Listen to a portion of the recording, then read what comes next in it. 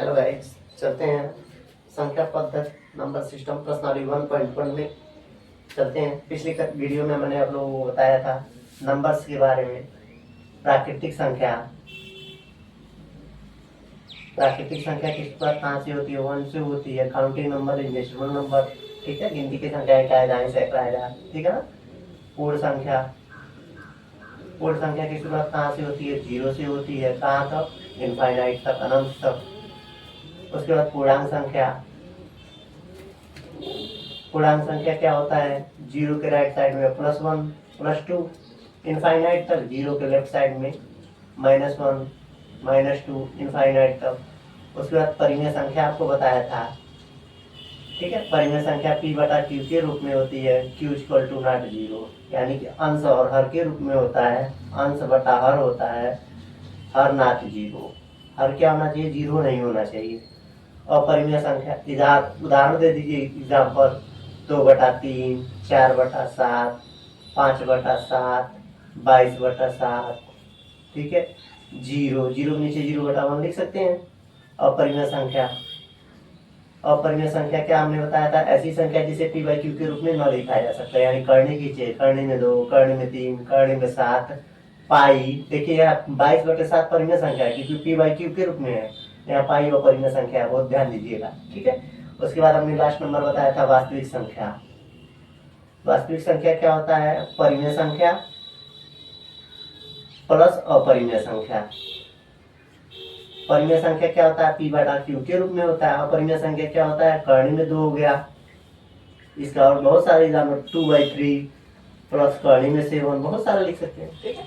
ये पिछली वीडियो में हो गया था, विस्तार से देख लीजिएगा इसको। चलते हैं प्रश्नावली की तरफ। प्रश्नावली क्या कर रहा है? पहला क्या कर रहा है आप लोगों से? क्या 01 परिमेय संख्या है? क्या 01 परिमेय संख्या है? इसे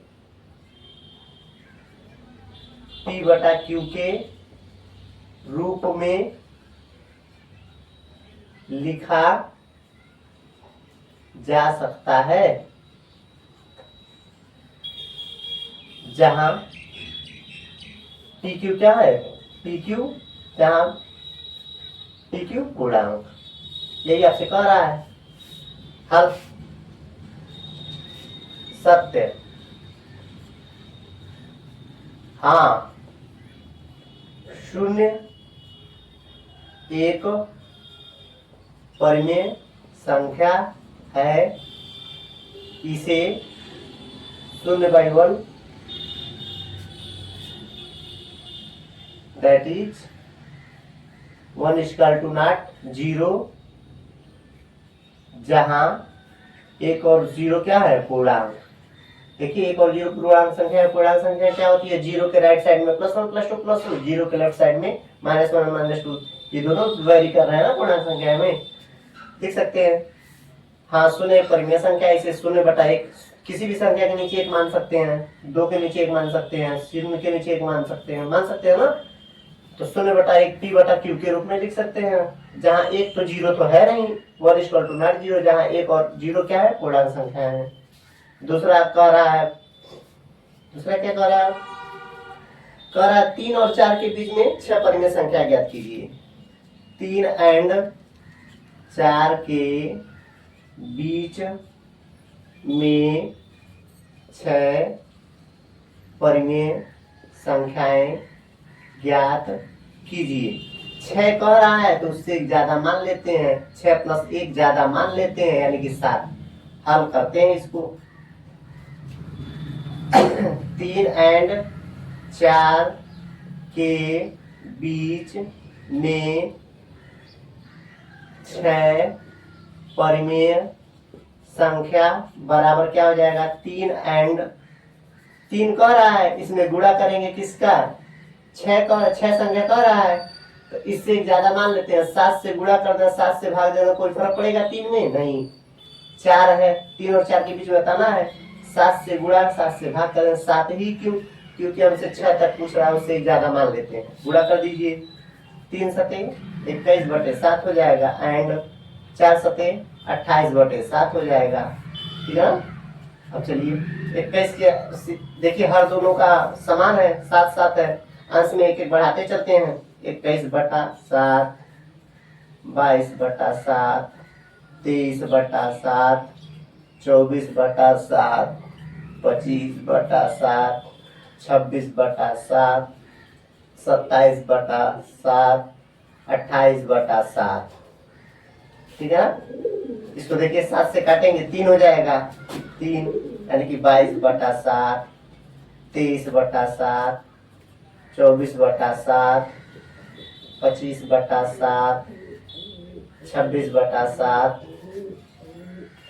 27/7,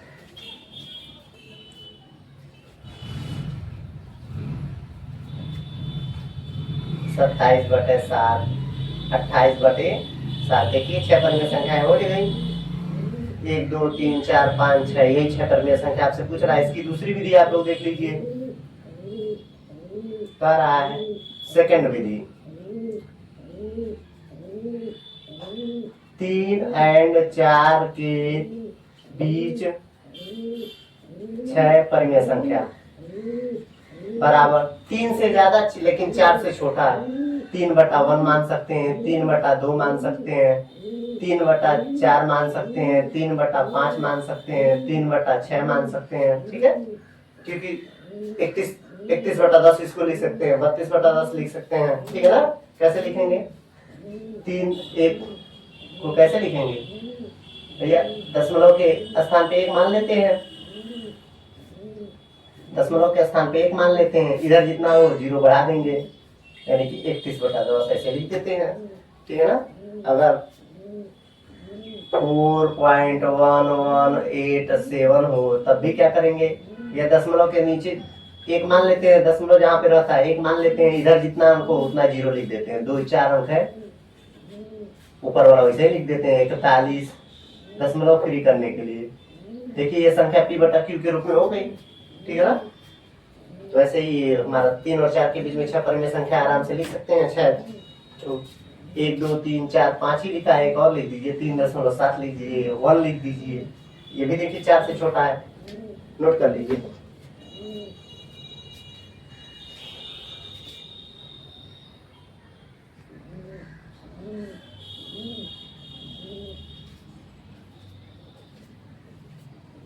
अब चलते हैं तीसरा कह रहा है प्रश्नावली 1.1, प्रश्नावली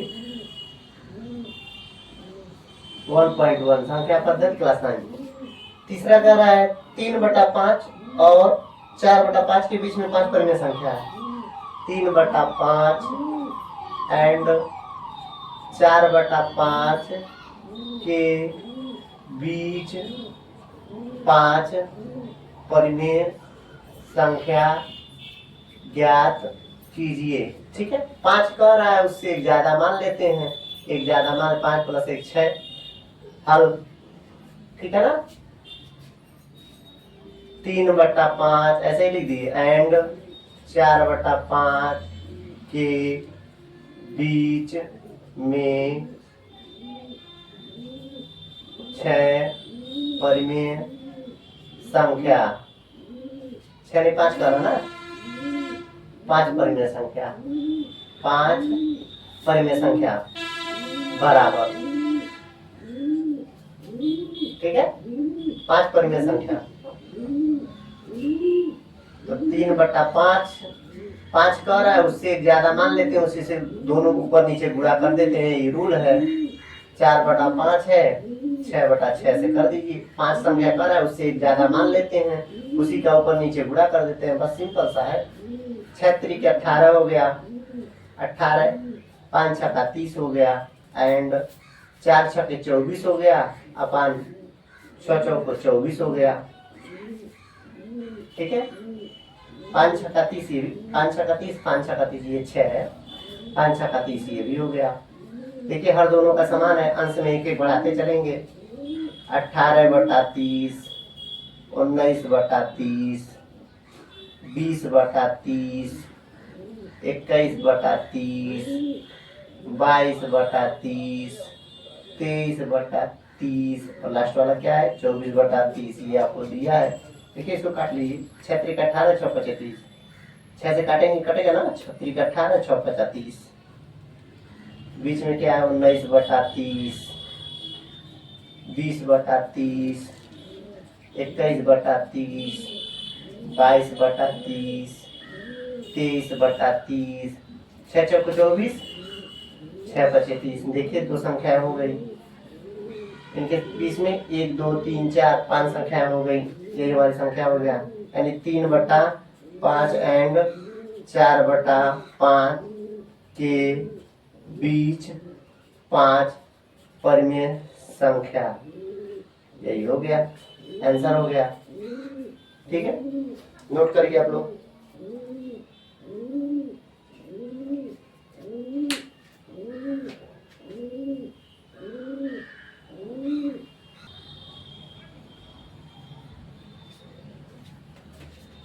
क्लास 9 संख्या पद्धति प्रश्नावली 1.1 का क्वेश्चन नंबर 4 नीचे दिए गए कथन सत्य है कि नहीं, कारण सहित उत्तर लिखना है। पहला आपसे पूछ रहा है प्रत्येक प्राकृतिक संख्या एक पूर्ण संख्या होती है। हमने बड़ा विस्तार से आप लोगों को बताया था, प्राकृतिक संख्या बराबर 1 से शुरू होता है, 1 to इनफाइनाइट तक। पूर्ण संख्या कहाँ से शुरू होता है, 0 से होता है। कहाँ पर 0 1 2 3 इनफाइनाइट तक, ठीक है ना। कह रहा प्रत्येक प्राकृतिक संख्या एक पूर्ण संख्या होती है। हाँ देखिए, प्राकृतिक संख्या का हर एलिमेंट जो है पूर्ण संख्या में विद्यमान है। हाँ, प्रत्येक प्राकृतिक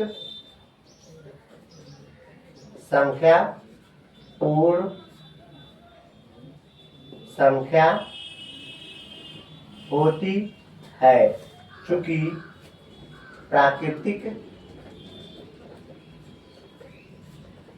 संख्या, आंसर हो गया एक लाइन में आंसर, ये आपको मैं समझा रहा हूँ। चूंकि प्राकृतिक संख्या बराबर क्या होता है, 1 से शुरू होता है, 1 2 3 इनफाइनाइट तक। पूर्ण संख्या क्या होता है, पूर्ण संख्या होता है 0 से शुरू होता है, 1 2 कहाँ तक, इनफाइनाइट तक। देखिए प्राकृतिक संख्या उक्त से स्पष्ट है कि प्राकृतिक संख्या का प्रत्येक अंक पूर्ण संख्या में है, इसलिए प्रत्येक प्राकृतिक संख्या पूर्ण संख्या होती है। समझ में आया। देखिए प्राकृतिक संख्या का हर एक एलिमेंट पूर्ण संख्या में विद्यमान है, ठीक है ना। तो इसलिए क्या होता है, प्रत्येक हर संख्या की बात कर रहा है, प्रत्येक प्राकृतिक संख्या पूर्ण संख्या निश्चय ही होगी। दूसरा आपसे कह रहा है, चौथे का दूसरा, प्रत्येक पूर्णांक संख्या एक पूर्ण संख्या होती है। सत्य है कि असत्य है, हल असत्य, ठीक है। नहीं, चूंकि पूर्णांक संख्या क्या होता है भैया, पूर्णांक संख्या 0 के राइट साइड में +1 +2 इनफाइनाइट तक, 0 के लेफ्ट साइड में -1 -2 -3। अब पूर्ण संख्या क्या होता है भैया, पूर्ण संख्या क्या होता है, 0 से शुरू होता है, 0 1 2 कहाँ तक, इनफाइनाइट तक होता है ना। देखिए इसकी नकार, ये संख्या तो है पूर्ण संख्या में, लेकिन ये संख्या नहीं है, चूंकि ऋणात्मक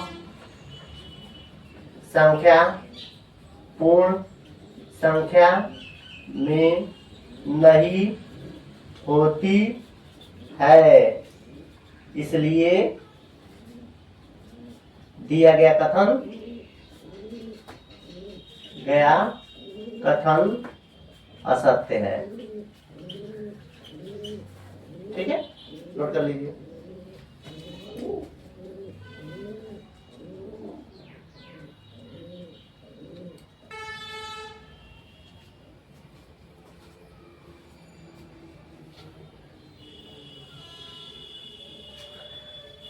चौथा 1.1 चौथे का तीसरा जो क्वेश्चन कर रहा है आपसे, प्रत्येक परिमेय संख्या एक पूर्ण संख्या होती है।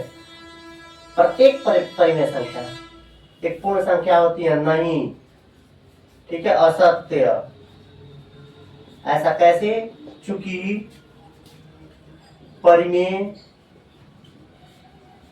संख्या p/q दैट इज 2/3, 5/7, 8/11 स्वान को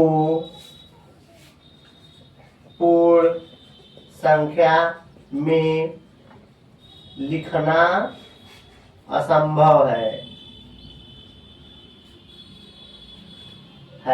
इसलिए दिया गया कथन असत्य है। ठीक है ना भाई, p/q के रूप में जो संख्या होंगी उसको पूर्ण संख्या क्या होता है भैया? 0, 1, 2, 3, 4, 5 के रूप में लिखना असंभव है। इसलिए संख्या क्या है? दिया गया कथन क्या है? असत्य है। ठीक है, चलते हैं।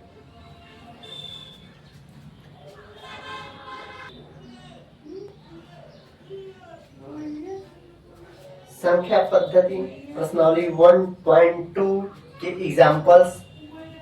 1.2 को करने के लिए सबसे पहले एग्जाम्पल्स को करते हैं। एग्जाम्पल नंबर तीसरा 1.2 का एग्जाम्पल्स है। एग्जाम्पल नंबर तीसरा उदाहरण क्या कह रहा है आपसे? संख्या रेखा पर कर्ण में 2 का स्थान निर्धारित कीजिए। संख्या रेखा पर कर्ण में 2 का स्थान निर्धारित कीजिए। कर्ण में 2 का स्थान निर्धारित करने के लिए कह रहा है हल। कर्ण में 2 को क्या लिख सकते हैं? कर्ण में 1+1। ठीक है, इसको करने के लिए कर्ण में 2, चूंकि पाइथागोरस प्रमेय हम लोग जानते हैं। पाइथागोरस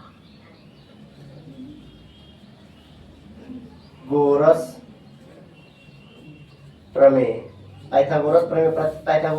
ने कहा था समकोण त्रिभुज में, कोई समकोण त्रिभुज को किसको कहते हैं? ऐसा त्रिभुज जिसका एक कोण जो है 90 अंश हो, कम से कम एक कोण 90 अंश होना चाहिए। समकोण त्रिभुज में जो ये 90 अंश के सामने की भुजा कर्ण होती है, इसका जो वर्ग होता है शेष दोनों भुजाओं के वर्गों के योग के बराबर होता है। यानी कि लंब का वर्ग प्लस आधार का वर्ग, आधार। ठीक है, इन्होंने पाइथागोरस प्रमेय क्या दिया था? कर्ण का जो वर्ग होता है, ठीक है, लंब का वर्ग प्लस आधार का वर्ग। ठीक है, आधार का वर्ग, यही पाइथागोरस हमने प्रमेय दिया था। तो मान लीजिए अगर हम इसको 1 मान रहे हैं, आधार 1 मान ले रहे हैं, लंब 1 मान ले रहे हैं, मान है इस त्रिभुज में 1 का स्क्वायर प्लस 1 का स्क्वायर कर्ण का वर्ग बराबर 1 का स्क्वायर मतलब 1 गुणे 1 ही होगा। 1 का स्क्वायर का मतलब 1 गुणे 1 ही होगा। ठीक है, ये 2 हो गया। यानी कि कर्ण का वर्ग क्या है? 2 है। यानी कि कर्ण, इधर से स्क्वायर हटाएंगे तो इधर कर्ण बन जाएगा। कर्ण बराबर क्या हो जाए? कर्ण में 2 हो गया ना। यानी कि हम किसी तरह से अभी संख्या रेखा लिखते हैं। संख्या रेखा पर दिखाना है इसी को क्या दिखाना? संख्या रेखा पर एक संख्या रेखा का निर्माण करेंगे। अब इसकी 2 विधियां मैं बता रहा हूँ चांदे की सहायता से। ये केवल जानकारी के लिए है, आपको बताया गया है। मेन सवाल यहाँ पे चांदे की सहायता से संख्या रेखा पर कर्ण में 2 का स्थान निर्धारण। संख्या रेखा बना दीजिए। संख्या रेखा 0, इधर राइट साइड में +1, +2, +3, लेफ्ट साइड में -1, -2, -3। ठीक है, चांदा यहाँ रखेंगे, यहाँ पर हम 90 डिग्री का कोण बना देंगे। ठीक है, अब ये दूरी हम 1 मान लेते हैं, यही दूरी चाप से यहाँ पर 1 कर लेंगे, लगा देंगे। जितनी दूरी ये है उतनी दूरी ये है, माना है हमने। अब इनको मिला देंगे, अगर एक ये है एक ये है तो ये हमारा करनी में 2 हो जाएगा, यही हमारा करनी में 2 हो गया। अब इसी करनी में 2 को ही हमको संख्या रेखा पर, इस रेखा पर दर्शाना है, ठीक है। तो ये दूरी नाप लेंगे प्रकार और पेंसिल की सहायता से, ठीक है। अब ये जितनी दूरी है, प्रकार का नोक यहाँ रखेंगे, पेंसिल का नोक यहाँ रखेंगे, ऐसे एक चाप लगाएंगे किस पर, संख्या रेखा पर। यही हमको मिल गया करनी में 2। यही जो बिंदु हमारा क्या है, करनी में 2 है। आप लोग नाप के बनाएंगे तो एकदम सही से आएगा, ठीक है। दूसरी विधि प्रकार की सहायता से, प्रकार की सहायता से एक संख्या रेखा का निर्माण करेंगे। यहाँ पॉइंट को 0 मान लेंगे, इधर 1 होता है, इधर 2 होता है, इधर 3 होता है, इधर -1 होता है, इधर -2 होता है, इधर -3 होता है, संख्या रेखा है। अब यहाँ पर प्रकार और पेंसिल की सहायता से प्रकार का नोक यहाँ रखेंगे, ठीक है, और पेंसिल से एक चाप लगाएंगे, ऐसे अर्धवृत्त का निर्माण करेंगे, ठीक है। अब यहाँ आधे से अधिक दूरी लेकर के एक ऊपर चाप लगाएंगे, उसी चाप से यहाँ चाप लगाएंगे, हमको 90 डिग्री का कोण एक मिल जाएगा। ये दूरी हम 1 यूनिट मान लेते हैं। इसी यूनिट को यहाँ पर नाप करके टिक कर देंगे, 1 यूनिट, तो ये हमको करनी में 2 मिल गया, ठीक है। अब उसी चाप इसको नाप लेंगे, ठीक है। प्रकार का नोक यहाँ रखेंगे, पेंसिल का नोक यहाँ रखेंगे, चाप नाप लेंगे, यही हमारा करनी में 2 है। इसी को हम गिरा देंगे किस पर, संख्या रेखा पर। देखिए ये गिर गया, यही हमारा करनी में 2 हो गया। 2 विधियां हमने बता दिया संख्या रेखा पर करनी में 2 का स्थान निर्धारण, नोट कर लीजिए।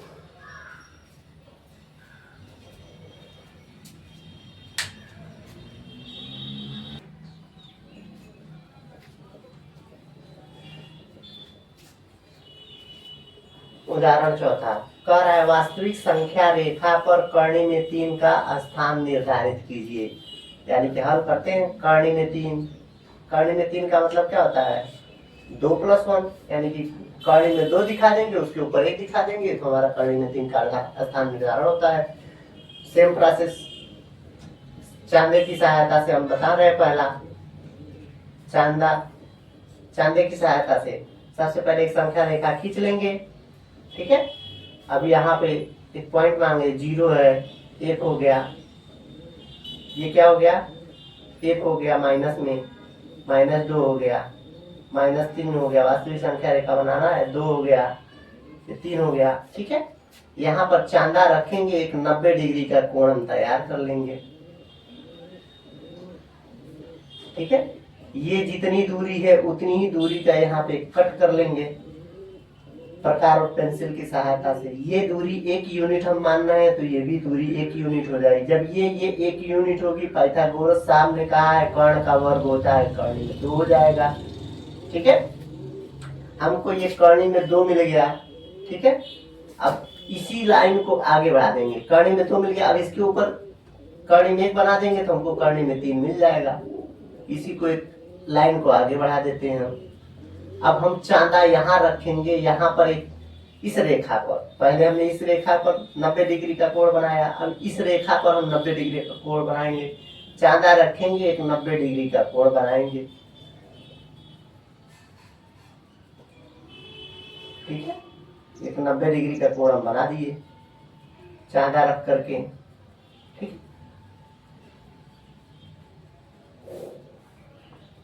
90 डिग्री का ये हमारा कोण तैयार हो गया।